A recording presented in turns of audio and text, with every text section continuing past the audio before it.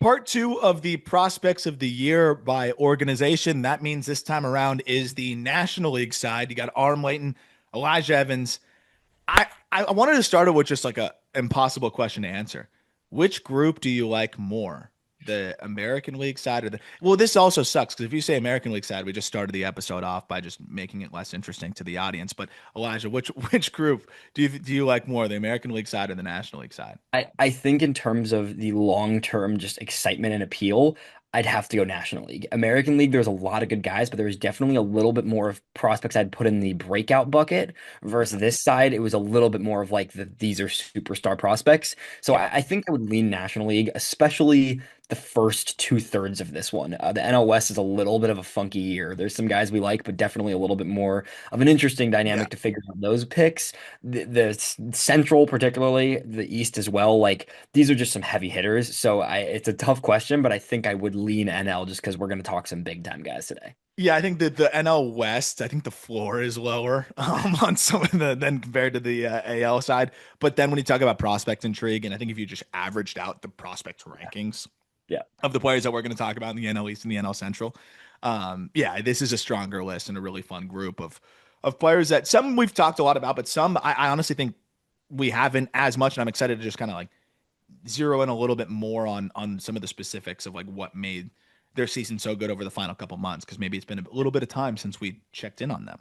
Exactly. And the first name up is someone that, if you asked us 2 months ago, there's no chance that this guy would have been the prospect of the year Oh, for his respective organization. And we start with the Philadelphia Phillies, and that's Aidan Miller, man, because a tale of two halves. We talked about this about a month ago, maybe on the heat sheet when he was really on a roll here. But Aidan Miller's first and second half could not have been a bigger jump than probably one of the bigger jumps on this list. Finishes the year this season in AAA at the very end of the year, has a great couple of games there to round out his season. But overall on the year, 116 games, primarily in AA for Miller, 138 WRC plus.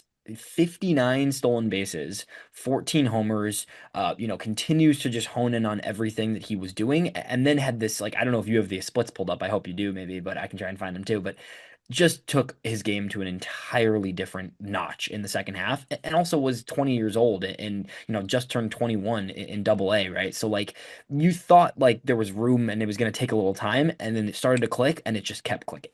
oh my gosh. Yeah. I mean, he was probably one of the best performers in all of minor league baseball, if not the best, in the second half. When you look at what he did from just August 1st onward, 36 games, he had an 1100 OPS, Miller did. Walked more than he struck out, 6 homers, 16 doubles. So 22 extra base hits in 36 games to finish out the season between double A and triple A. It's just outrageous stuff. And the swing decisions continue to get better. He became, I mean, Barry Bonds against fastballs, just crazy. Over his final 50 games against four seam fastballs, Miller hit 418 with a 1248 OPS. So just absolutely pulverizing heaters, recognizing spin better than ever, and just putting himself in a position here where he was just able to consistently do damage. And yeah, I still want to see him get a little bit better against the secondary stuff, but he just literally wasn't missing a heater, and then was rarely expanding against the secondaries, and it put him in a really good spot. So. Miller looks like a guy that could probably fit into the equation for the Phillies. I think we were just talking about it, trying to Yeah. remember if it was on here with NFL. Jack or the just Yeah, baseball it was show. here. It was here. Hey, it fit in the equation with the Phillies as soon as next year, and I don't know if there's a reason to start the year with him there, obviously, but they could find some clarity maybe this offseason if they find a place to send Bohm. It also clears up some money because Bohm's going to be a little bit more expensive this year. They can allocate that towards bringing back, an Aidan Mill or bringing back a Kyle Schwarber. Yep. It could make a lot of sense, and it wouldn't surprise me because I'm thinking about what Bohm's probably going to make this upcoming year. He made 7.7 million in ARB in this 2025. So I mean, I don't know exactly what the multiplier will be there, but it's not going to be cheap. It's going to be close to 10 million. It, Yeah. that's money you'd love to send towards Kyle Schwarber, and I think Miller's proving now that he could hang around at third base and play great defense. And I mean, even if he's just hammering fastballs and laying off a spin, and it's a work in progress in his rookie year, I still think he could be a positive player. Yeah, 100%. And you talk about those numbers after August 1st. he also just completely flipped the script on like the whiff and the strikeouts, right? Like his season total strikeout rate was around 24%. Since August 1st, it was an 18% walk rate and a 17% strikeout rate. So you just saw the him just get more and more comfortable. The approach was there. And like you said, I think the defense at third compared to short, and it was good at short, but I think if you have him at third, and even if, the potential in the future for him to shift to short as Trey Turner ages, right, you can have that option open while still having him be a very good third baseman if you start his career that way. And oh, by the way, he swiped 59 bags this year. Could he have been a little bit more efficient? Sure. But 59 bags on 74 tries, still 59 bags. It's crazy stuff. Yeah, 100%. Aidan Miller, like, is he pushing towards top 25, 30 range Yeah, now? he's Is that? close. I'm definitely, I need to watch a little bit more. I Yeah, definitely want to see what the swing path looks like on the spin. Like, I do still kind of see him go in and out of the zone a little quick, but the fact yeah, that he has just destroyed fastballs the way that he has, and as you mentioned, the strikeout rate dropping because of the swing decisions and everything, like, it's really hard to argue against him now as a probably top 30, 40 guy. yeah. And he's definitely going to climb in our end of season update. Yeah, 100%. Next guy up, could have been pitching in the postseason, not to be too mean there, but the Mets had all these pitchers, and nobody stood, brighter than Jonah Tong. At the big league level, we had Nolan McLean, who was the biggest standout, of course. Brandon Sproat had some good games there, but in terms of the minor leagues, which we are talking about minor league players of the year, Jonah Tong might be the minor league pitcher of the year, just Yeah. nonetheless Mets player of the year. 113 and two-thirds at the minor league level this season. One, like the numbers are stupid. A 143 ERA, a strikeout rate of 40.5%. Just silly numbers for Tong. We know we've talked about him plenty, but like the stuff is ridiculous. The changeup is insane. It just is such a fun, and he still has room to grow. That's what's Yep. fun with Tong is like these numbers are absurd and they're better than anybody in minor league baseball. And we still know with those breaking balls, there's a lot of room for him to still get better.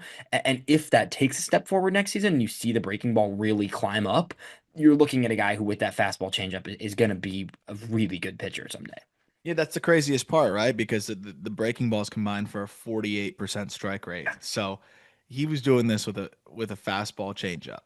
And to say just fastball changeup would be underselling it because it's a phenomenal fastball and a phenomenal changeup. And it just shows you how good those two pitches are. But yeah, to your point, like how much more you could potentially see him unlock as he just gets more of a feel to spin it. I think that's also why he ran into some trouble at the big league level. You saw him sharp first time out, and then it just became very evident to big league hitters. Okay, he can't really spin it, so like let's make him spin it, right? Like let's try to take away one of the fastball and the changeup, and then it becomes a little bit more difficult. These are big league hitters, right? So the long term, I have confidence that through the offseason he can find a little bit better feel for it. I mean, when he got drafted, the curveball was his calling card. So the fact that he has now developed a changeup that's an elite pitch, but that opponents hit 142 against this year, and if you would just look at the minor leagues, they hit just 126 against it with a 389 OPS.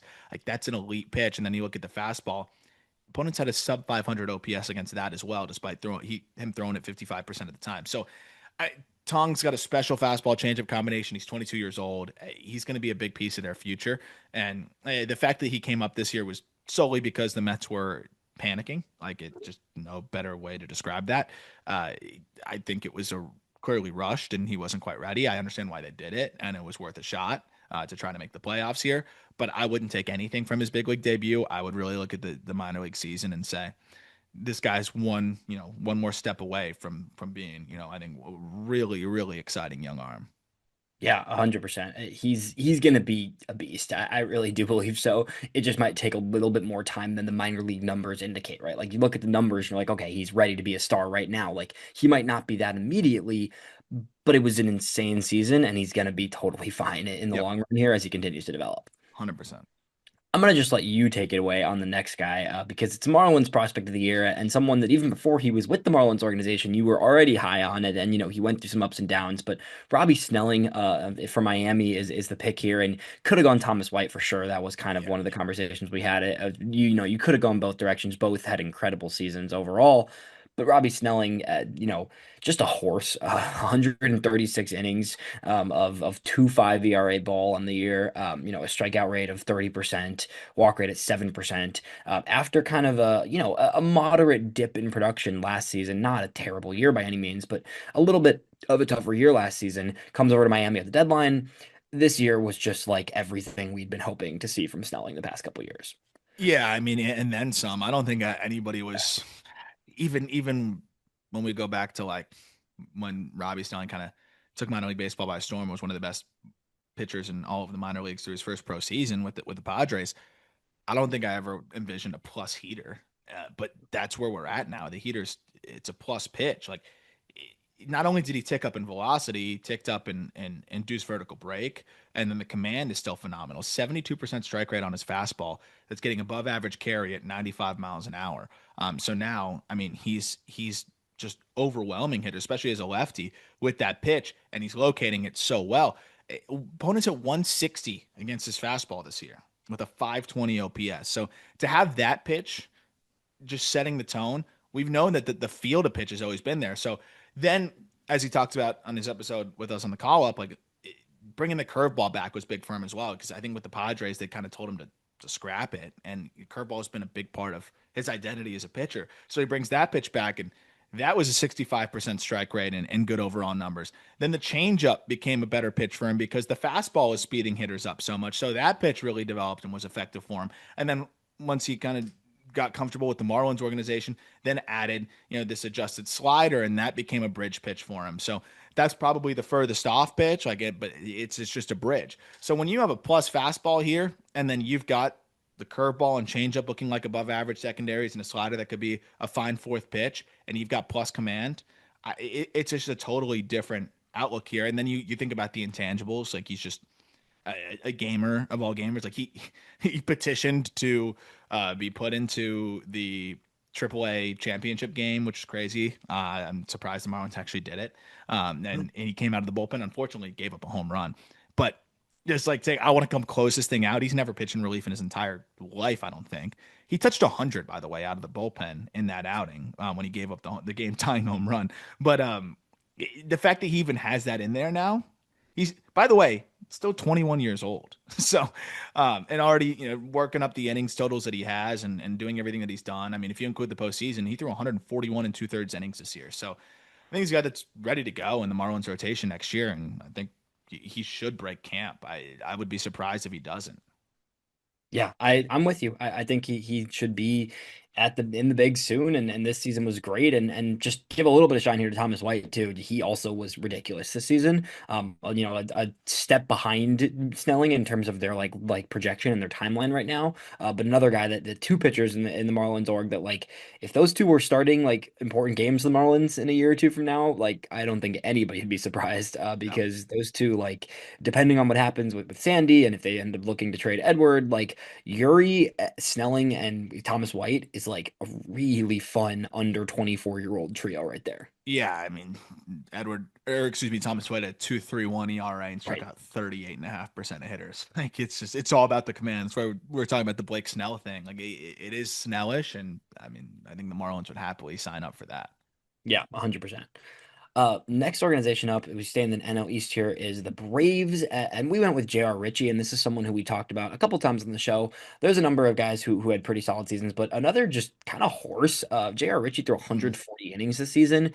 It's a high floor, 2.64 ERA on the season for Ritchie. The strikeouts are not crazy. It was about a 25% clip, walk rate around 10%. Nothing that, like, pops out at you that way, but just quality start after quality start for Ritchie, and someone who, for a Braves team that needs some dependability in that rotation, I do think he's a guy like Snelling who should have a real shot to break camp here, and if not, be up pretty soon next season. Oh yeah, I think he's built. Just the way that he's come back off of Tommy John, and you've seen the velocity creep back up a little bit. He is so good at executing, and I love that. I've talked about it on the show here a good bit, but just the way that the arsenal kind of works off of itself, where you've got the four seamer, the sinker, the changeup, the curveball, the sweeper, gyro slider, and he's able to run it all four different quadrants and really set things up very well. He's surgical, and I think that's something that the Braves identify well, and then they're really good at developing those guys and helping them like maximize that, and even with the way that they'll set up on the rubber and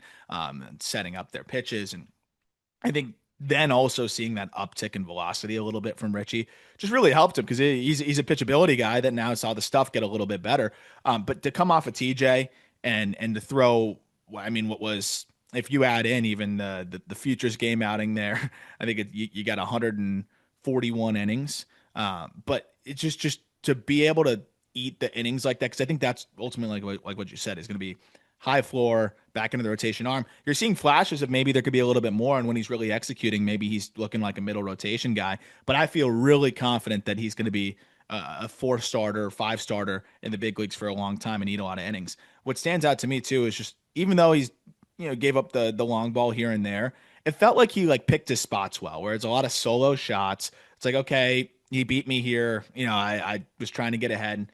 But other than that, not a ton of extra base hits, not a ton of runs in general. And opponents still, even though he gave up 12 home runs, only slugged 286 against him. So I think that says a lot about you get just this feel to pitch, and the same intangibles conversation about Snelling I think you can have with Ritchie, where there's just going to be things that he just knows how to do on the mound that you can't totally quantify that will show up in the way that he is just preventing runs by the end of the year and getting ground balls, but also getting whiffs when he needs to. And this is just I would sleep very soundly with J.R. Ritchie in my rotation.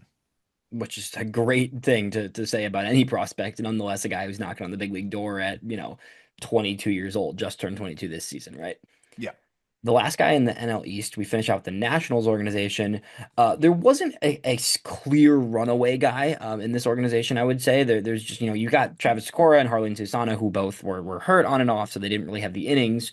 We went with Alex Clemmey, who was their, high school second rounder from 2 years back, 2023 draft pick of the Nats. Or This season the was guards and then traded guards pick. in Yes, thank that you. Lane Thomas Yes. deal. Yes, exactly. Guardians draft pick traded to the Nats. Thank you there. He spent most of the season in high A, gets up to double A at the end of the year, struggled a little in double A, but generally in high A during the season, and 19 years old, still super young. Had a really solid, first 3-4 months of the season at the high A level. In high A particularly, it was a 2.47 ERA. It goes up to a 3.47 when you combine it with the double A because he did struggle there in a couple games, but at high A, it was really solid, man. The command was still very much a work in progress. There's still a lot of work to be done there, but the strikeout rate at that level was over 30%, very steady throughout the year. Limited damage, well, just the command is just not there yet. But for a guy who, we know the stuff is good and the command is still coming along, but again, like super young, projectable lefty, a lot to like going forward, just still getting through those command things. 6'6" lefty as a teenager until a month ago, right? Yeah, he finished the year on an encouraging note. I think we're just you saw the final three outings in double A, and he threw more strikes. I mean, it's a small sample, but you got 17 and two-thirds innings where he walked just five and struck out 15. And like you hope he can build on that. I do have some concern. I think ultimately probably could be a reliever. There's some effort to the delivery, but I think some of that effort creates some deception. He hides the ball well. It's funky as a 6'6" lefty. I think it's more likely that he's lines up in a bullpen. But if he does, I think it's a really nasty potential leverage arm, like almost closer stuff with the way that fastball plays. I mean, that fastball was clearly a plus pitch all year for him. Deception with the velo in the mid 90s built in there. The slider is wipe out when he's really feeling it. So I think those two pitches alone are going to make him a really good reliever. Of course, he's going to get plenty of runway here as a starter still at 20 years old, especially in that Nationals org. But I think you at least have the fallback here where he's going to be a big league arm in some capacity. And if he does go to the bullpen, okay, well, at least you have a guy that could be a leverage arm here. Yeah, 100%. I think you at least feel good about the big league, him getting to the bigs and being a piece, and he's still super young. So you could see this type of guy I look at and say, oh, you could see a big jump from him in the next year or two, right? You could see him take a huge step forward compared to some other guys that are already very established as top prospects, right? Like he's not the name of a lot of guys we're talking about here right now, but there's projection to look at him and say he could take a big step at some point. Yeah, you can't rule it out, especially just with the stuff that he has. Yeah. NL Central. Loaded division, man. This is a ridiculous name group of five names here. Just super loaded. We'll start with the Cubs. And the Cubs is Owen Caissie. And I want Owen Caissie to get big league innings, man, every day. I don't know what it looks like. Maybe it is just Kyle Tucker walking, but Owen Caissie had just a heck of a season, man. I mean, before he came up to the big leagues and went back down and whatnot, and he didn't get quite the run that I think many people wanted him to get. Obviously, they just have a crowded lineup there. But when he was in AAA this year, 99 games at the AAA level, 22 homers for Caissie, a 139 WRC plus, OPS pushing towards 937 Yeah. in AAA for Caissie. He has AAA figured out, and the numbers this season show it. Yeah, it's just there's not much left to prove there. I think just continue to cut the strikeout rate down as we saw him get more comfortable there. Like over his final 50 games, Caissie cut the strikeout rate to like 23%. And then I think it kept dwindling from there, which is a far cry from where he was at through the first 50 games. It was like I think he was at 33%.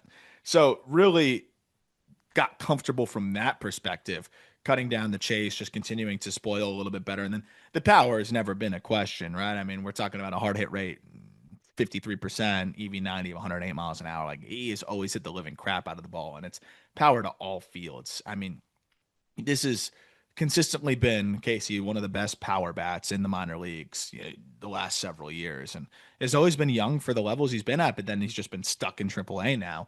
Um, I I imagine they're going to figure this thing out next year. There's zero reason. I mean, it would be almost malpractice for him to be sent to AAA to start next year. Like at that point, I'd trade him. I don't know, figure something out. But it would be crazy for him to do a third year in AAA next year. I think he would be very upset about that.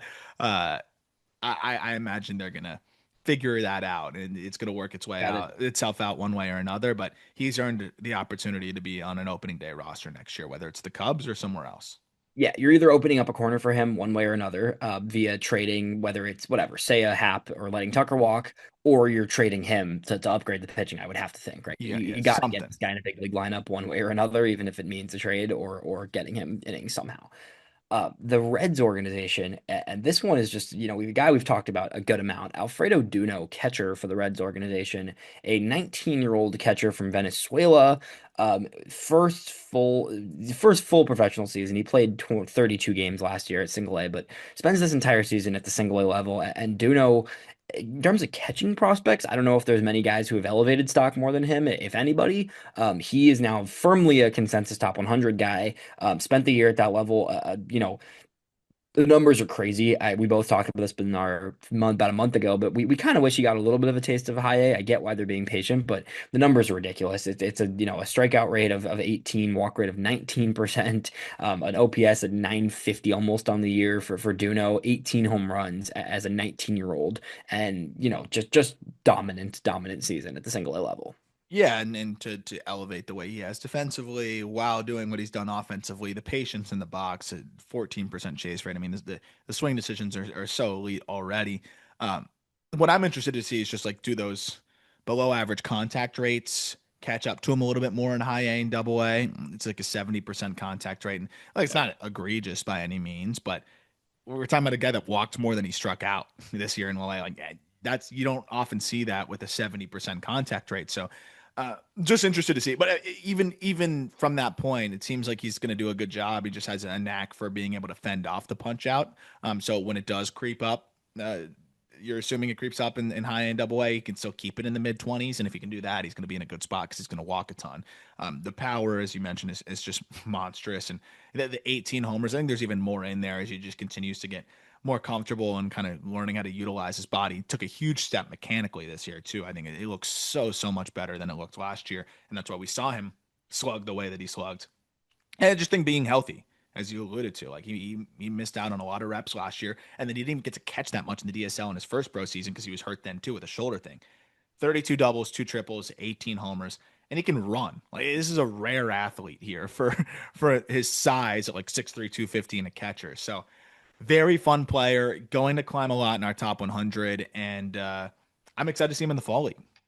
Yeah, that's going to be great to get some. I know you got a little bit of look at him when he was in Florida State League, but I think getting to see him for a week when you're in the fall league is going to be really cool to just get to see even more of this guy because it's such a unique profile for a 19-year-old catcher, and it's just was a really good year and one of the bigger risers in terms of just stock at the lower levels this season. Oh, he sprinted through the finish line. I mean, the Yeah, last thing on him is just Duno, his final 40 games, 316, 456, 632 slash line with 10 homers. It's 1,087 OPS, 35 walks, 22 strikeouts.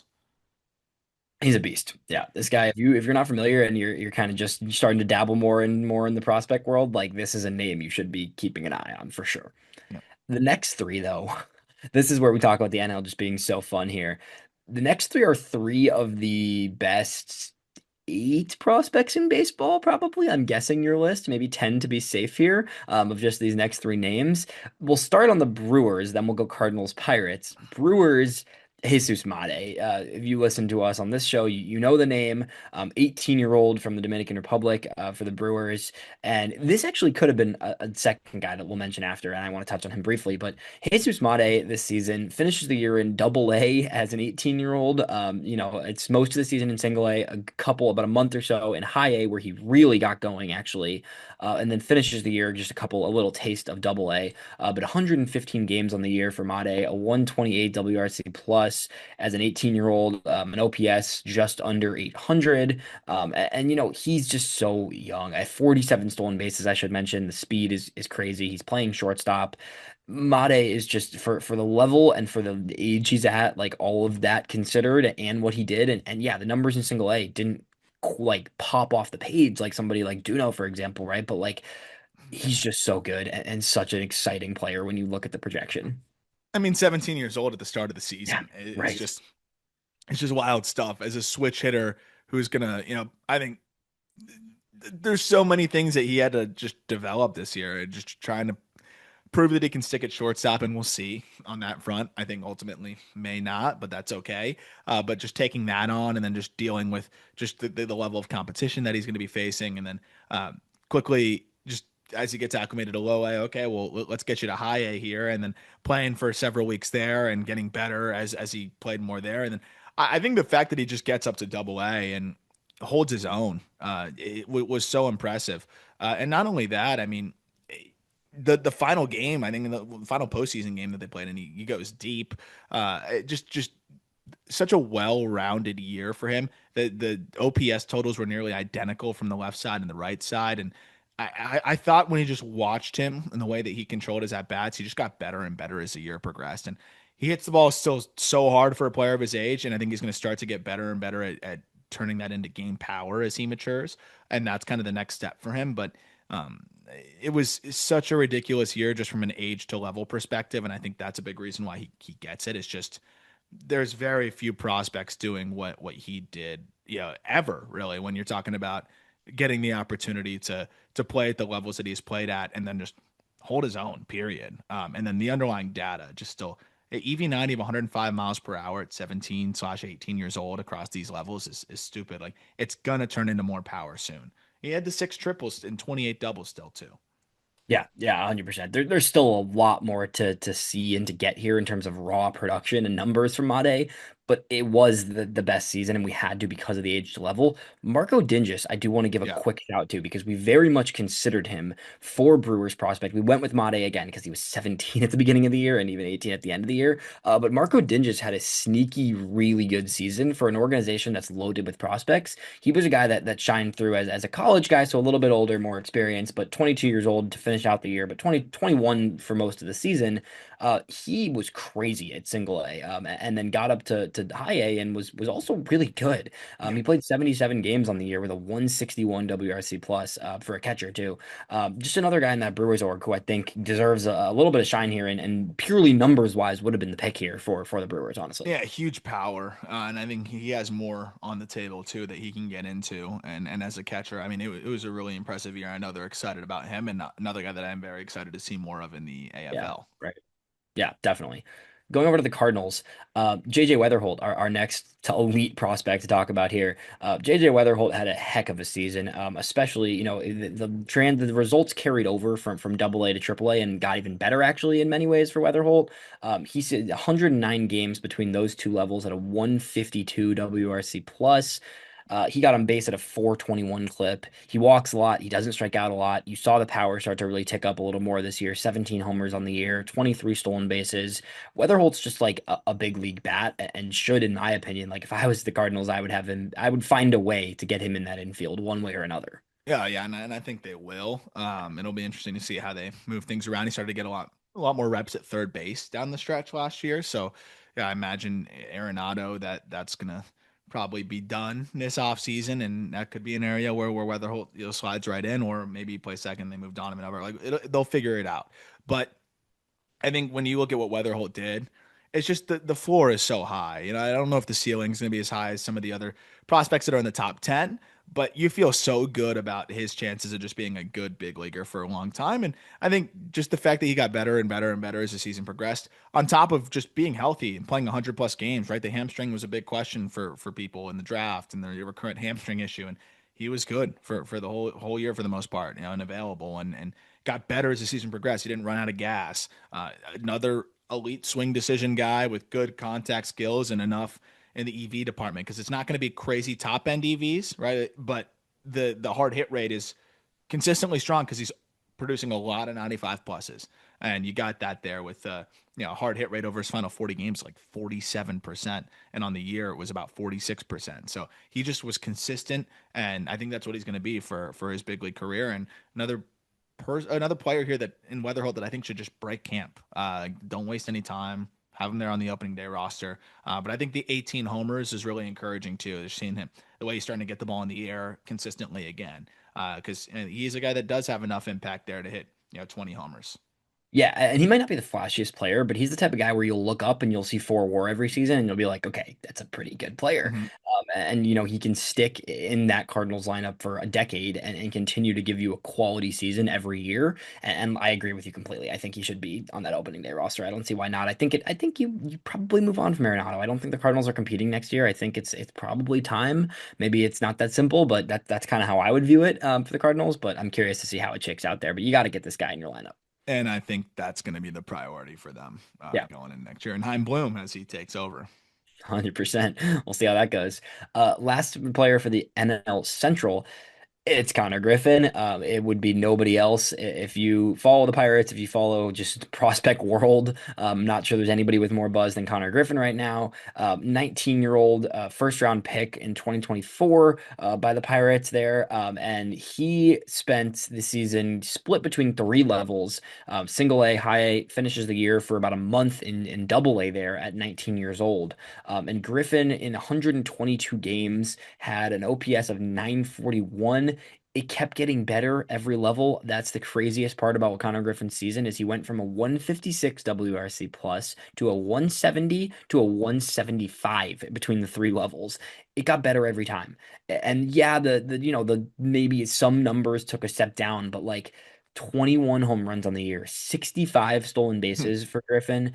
He got caught. It's pretty crazy. The speed, power, upside combo, the fact that he's playing good shortstop, like this guy's ridiculous. He's crazy. And I mean, you look at just the consistency all year, too. As you mentioned, he just got better and better. But just the OPS numbers by month: April, Same thing. 850, May, 908, June, 1093, July, 844, August, 946, September, 995.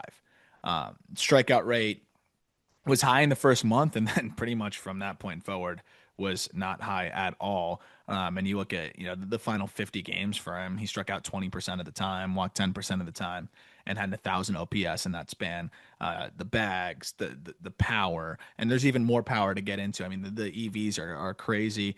The swing decisions getting better. The speed, the defense. I mean, they have him playing shortstop most of the time, where he continues to look like he can be a really good defender there. But then he's also mixing in, 2 days a week, sometimes in center field, where he looks like he could be a great defender. Like he was doing a lot, and making it look easy, and that's why he's regarded as one of the best prospects, if not the best in baseball. Yeah, 100%. I am dying to know who you are going to have as your number one prospect. And I have a feeling our Discord will know before anybody else. So if you're not in Yes. there, the prospect chat will definitely know RM's thought process in trying to decide between Kevin McGonigal and Konnor Griffin. So if you're not in there and you want to know that thought process throughout this decision making prior to the top 100 drop coming in a couple weeks, that is something that you should hop in for because I want to know who you're going to put because we had McGonigal in July. There's no wrong answer. Like these two are both absurdly good. We talked about McGonagall in yesterday's episode, talking about Griffin now. Like they're both insane, but it's just going to be such a fun case to look at this offseason. Yeah, it's been fun talking about it in the Discord already of just kind of what everybody else thinks it's going to be, what, and just kind of talking about it out loud too, of just like, this is the Yeah. pros and cons, and not just these guys, like several other players that are interesting stacks, and just kind of just going through it all with everybody. And yeah, of course, you can join with the link in the episode description. It's going to be fun. Going over to the NL West, and we'll start with the one that felt like a bit of a slam dunk, even though there's a lot of prospects. In the Dodgers organization, we went with Eduardo Quintero, a couple other guys, obviously some bigger names, and Josue De Paula, who also had really good seasons. But Quintero this year went from, an interesting guy last year in the complex. He had a good complex career in 2024, got up to single A. This season, splits his year between single A and high A as a 19-year-old, just turned 20 this past week. But 2025 season overall for Quintero, 113 games, of an OPS of 923. This is a guy who just, you really saw the power start to come for him this season. You didn't, I mean, last season at the complex, 3 home runs in 56 games. Yeah. This year, between single A and high A, 19 home runs, 47 stolen bases, very solid plate approach, gets on, walked at a 16% clip. And Quintero just looks like he could be a pretty complete package in the Yeah. outfield. Yeah, and I think that's the other thing that elevated him, I think, over some of his peers in his organization, is that he's, playing center field almost every day, and playing it at a high clip, and uh adding raw power while also hitting the ball in the air more is always going to bode well. And that's exactly what we saw from him as a 19-year-old this year. I mean, Quintero's taken himself, yeah, from an intriguing guy to consensus top 100 guy. And I mean, with the defensive value he gives you, with the now added power, the hit tool is probably going to be average at best, but Yeah. I don't think it needs to be much more than that, given the swing decisions and everything else that you get, and all the things that he brings to the table. 24 homers, 10 triples, by the way, and 31 doubles. The air pull ability really stands out to me, and when you've made that leap with also being able to add some more just raw power and bat speed, it makes sense that he was such an impressive breakout guy this year. Yeah, 100%. His numbers all around are really good, and I think a guy that you're going to see probably climb up some top 100 lists, just For because, sure. and you're going to get a comment still saying that you have Dodgers bias, but Yeah. look at the numbers, guys. Like, Uh, check out the numbers. There's no Dodgers bias here. This guy's just really good. he's really He's good. he's really good, and he's in that next pipeline of, you've got Zaire Hope ahead of him, you've got Josue De Paula ahead of him. He's in the next line. The Dodgers outfield depth is crazy. Like, what do you even? At some point, you're gonna have to figure that out. Not a problem yet because these guys are all super young, but really, really deep system of outfielders for the Dodgers right now. Fun spot to be. And it's part of the reason why they didn't want to really trade for him. I think they look at the big league roster and say, we're aging a little bit. We've got some open spots, and not every prospect is gonna pan out. So we might as well have several irons in the fire, and see what it all looks like. But they've got 100%, several options that could be, big time guys for them. definitely. The next organization is the Padres, and they traded like everyone. So this was a bit of a tricky one. We had to look into Yeah. some numbers and figure out who was the best pick for this because that entire system was sent outwards, and now they're on the brink of elimination. So we'll see how that goes for the Padres. But Miguel Mendez, who we went with for the Padres, and a name that might not be too familiar to many people. Probably one of the least known names in terms of the list of guys we're talking about here. But prospect of the year, Miguel Mendez, a 23-year-old right-hander from the Dominican Republic, international signing of the Padres.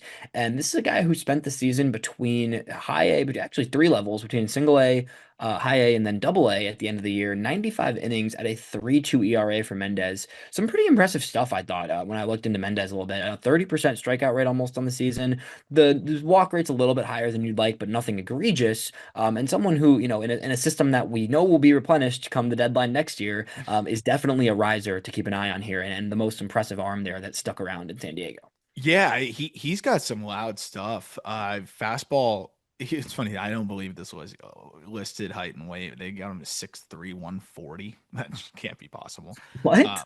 But Oh, they have it. Fangraphs has him at 6'2", 170. So that might be a good, little good. more. Okay, well, Yeah. I'm glad they've got something better there.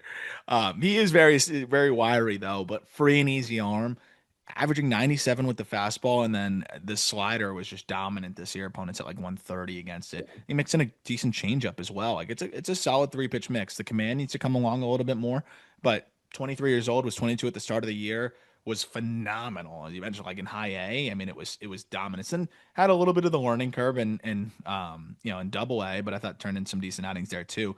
But 12 outings in high A to have that 1.32 ERA, I mean that's I think something you can get excited about there. High octane stuff and touching triple digits. So it's a fun arm, and he was definitely one of the best performers of the players that were left. But just in general, even if they didn't decimate the system, a very interesting, Yeah. I think prospect that the Padres have probably had flying under the radar a little bit. Yeah, definitely a riser there. And I think someone who will rise in that, obviously will rise in the system without many guys there. But it seems like he, with that three pitch mix could be a little bit of a tick up in command away from being, a projectable starter going forward. Yep. Yep.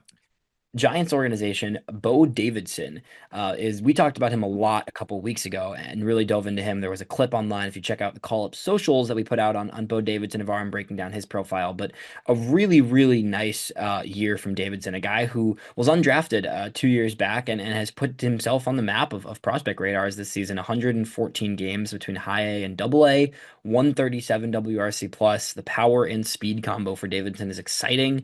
Just a really fun season and player to keep an eye on here, and the Giants player of the year here. Yeah, big leap against secondaries, which is what really is encouraging to me. I mean, 72% contact rate against non-fastballs is a far cry from where he was before. And, he's always been a guy that's going to crush fastballs, and he did that again this year. 1,000 OPS against four-seamers. And I think just being able to be better against secondaries from his swing decisions and just contact perspective has really helped him have a much more complete year. And 23 years old until about All-Star break next year. So some might be like, oh, he's a little bit on the older side or whatever. But we talked about like he's somebody that had a very unique path and some time off. And so I think from a baseball age perspective, really reps wise, he's more like a 21-year-old. So you saw the progress that he made this year. And I think there's even more still to be had in there as he cleans up the mechanics a little bit more. But there's plus raw power. He's starting to get into it more and more. They're playing him in center field pretty much every day, and the defense has come along there. And if he could stick in there in center, obviously that is going to help him come along as a more valuable prospect too. And it looks like he could potentially stick there. So much needed, I think, outfield depth in this Giant system, and he looks like someone that can fit into the equation now in the next couple years. Yeah, definitely. The next guy who will certainly fit into an equation, and we just had on the show about a month ago, Diamondbacks prospect Ryan Waldschmidt. Definitely, first of all, go back and listen to that interview. He was a really, really fun interview. Waldschmidt did an excellent job just diving into who he is as a player, his development, the college experience he had. So that was a really fun insight to get to talk to him about a month ago when we chatted with him. Had a great season for Arizona, and I think Waldschmidt has put himself firmly in position to be in Arizona late, not to start next season, but probably by the end of next season, you could envision a world where he's a real contributor for Arizona. 134 games for Waldschmidt between high A and double A this season. Pretty much equal results at both levels. A 143 WRC plus on the year, strikeout rate and walk rate nearly identical and close in that 16-17% range. 18 homers, 29 stolen bases. Started playing center field in double A. That was one of Yeah. the coolest parts of that interview with him, is he talked about the fact that he never played center field because of the injury in college, them trying to be careful with him. In high A this year, he was playing with Slade Caldwell and Drew Jones, so there was no need for him to play center field. Gets up to double A. They test him in center field and realize like how good he was in the corners, starts playing center and actually looks pretty good in center. Yeah, it might be long term in a corner for sure, but like being able to play three outfield spots with the power and the speed and the general approach Waldschmidt has put him in a really good position here. Yeah, and I think a big part of like why he wasn't a little bit of an earlier pick after the injury was I think there was some concern about, okay, well, where is he going to play defensively? He hasn't had a ton of reps in the outfield. He didn't look great in the outfield in college. And how quickly he has come along, I think, is remarkable because he's a great athlete, right? He can run, and we know the speed's always been there. And he took 29 bags this year. Could be a little bit more efficient, but took plenty of bags. the approach has always been a huge asset for him, but just seeing him get better and better as the year progressed, I don't think offensively it was ever much of a question. It was like, okay, how productive can he be from a WAR output when maybe the defense is limited to like iffy in a corner? The fact that he's come along so much that not only does it look good in a corner, as you mentioned, that they're going to give him reps in center field and see if it works. Like, I mean, if he's even just able to play center field in a pinch, that's a far cry from where he was, I think, as an amateur. But if he's able to come along and be an average center fielder, which I don't think you can rule out just with the work ethic and with the leaps that he made this year and just being healthy, I mean, now we're talking about a guy that in Waldschmidt that could be a top 30, 40 prospect if he can play passable center field. But if he's playing a good corner, I still think that really elevates him, and it has. And then you see the ability to hit the ball in the air consistently. I mean, he's someone that really knows what he wants to do in the box, and I encourage people to go. If you didn't hear that interview, go check it out. Like he is going to stick to his approach, and I think his how advanced he is in the box already is a big reason why I think he's going to be able to move through the minor leagues quickly, and a big reason why he finished the year the way that he did with an OPS north of 900 over his final, 40 games, north of 1,000, excuse me, over his final 40 games. He really figured it out, got more comfortable as the year progressed, and the fact that it also translated on the defensive side of things, I think it says a lot about where his game is headed as he enters his age 23 season. Definitely. Very, very exciting guy to keep an eye on there. Final team is the Colorado Rockies. And Jack picked this name, and both of us were like, who? And this got me looking into it. And I'm sure you have some numbers pulled up, so I'm curious to hear more from you. But Roldy Brito of the Rockies organization had a ridiculous season in the complex and then got to single A this year as an 18-year-old Dominican Republic signing from last offseason. Got to the single A level, and the numbers from the complex pretty much completely carried over for Brito. He played 84 games between the Arizona complex and the single A level. In those 84 games, a 157 WRC plus, an OPS at 959 in that span, a strikeout rate pretty in check. He's played both second base and the outfield. What you got on Burrito, our Rockies player of the year here?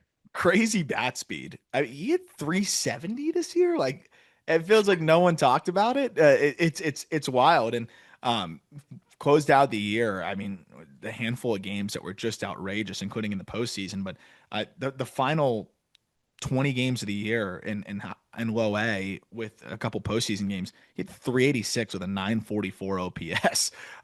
Just really impressive as a switch hitter, bat speed from both sides of the plate. But as a righty, he was insane. As a righty this year between the complex and low A, he hit 458 in 64 plate appearances.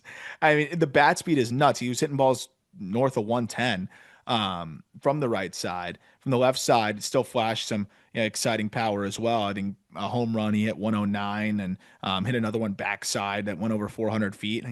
This is a fascinating player. I think it's about getting into it more consistently, but there's flashes of really impressive bat speed and from both sides of the plate. And I think they're still trying to figure out what the long-term defensive home is and things like that. But what a ridiculous year he had. And I think an exciting piece potentially, who was 17 years old at the start of the season.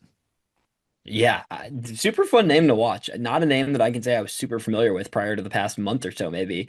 But we got him on our radar. We got him in the article, so you can go read more about him in this article featuring all these guys. But yeah, really, really fun little start to Roldy Brito's career, and someone the Rockies could use a fun young piece like this to keep an eye on for sure. They can use whatever they can get. I mean, 18 batted balls north of 105 miles per hour this year is pretty good stuff from a guy that was 17/18 years old. So, uh, Yeah. potential breakout guy next year, I think, and in full season ball if he can keep it rolling. Yeah, 100%, man. That's all we got. This was fun. Players of the year. We just got to go through every organization, tell you one or two guys that really stood out this season. And we got so much more off-season content coming up. We're going to get some interviews lined up. We're going to get, you guys did AFL previews. Definitely the Arizona Fall League starts next week. It's crazy. Came right up. You're going to be out there in a week and a half. So there is so much content on the way here. Yeah, I'm pumped up about it. The fall league's going to be a blast, and again, just going to be filling up the Discord as well with video and live looks there. But also, we'll be breaking it down on here a ton as well, and write ups and stuff like that. Notebooks on justbaseball.com, so you can keep an eye out there. And we're continuing to update the team top prospect list. As I mentioned, AL West is done, so you can browse around the site there under the prospects vertical. And next is NL East, so working on that in the meantime as well. And then top 100 update coming in a couple weeks as well. So all fun stuff. Appreciate you guys all being along for it. And the link to join the Discord, of course, in the episode description. Article is also in the episode description. And we will talk prospects with you next week. Have a great weekend. Enjoy the playoff baseball.